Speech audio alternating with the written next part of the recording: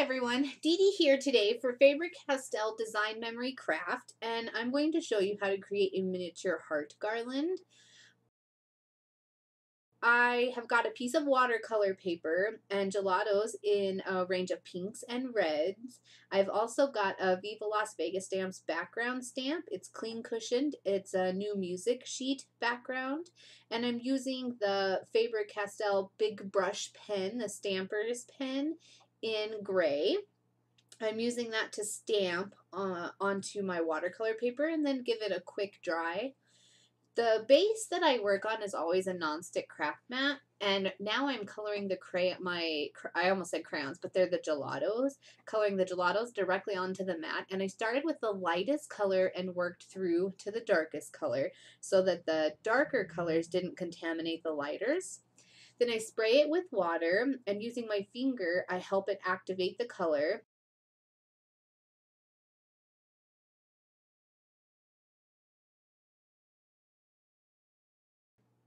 Now I'm just dipping the watercolor paper that I previously stamped on into that beautiful pink color that has been activated on my nonstick craft mat.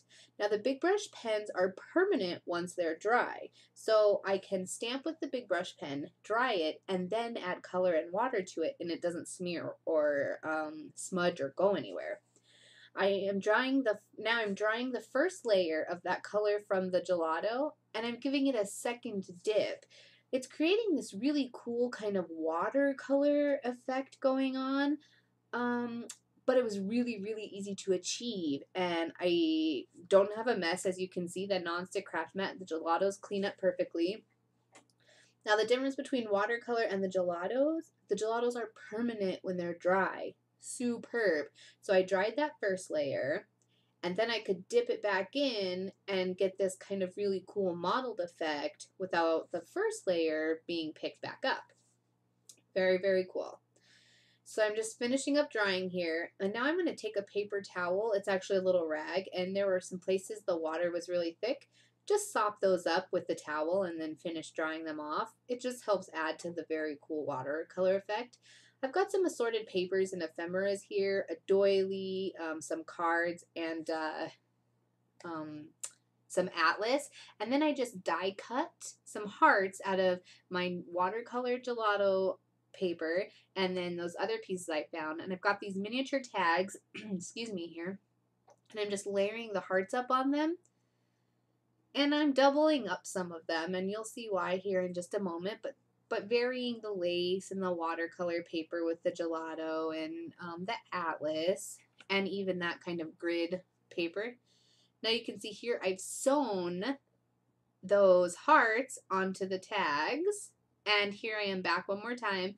I've stitched the tags together in a garland.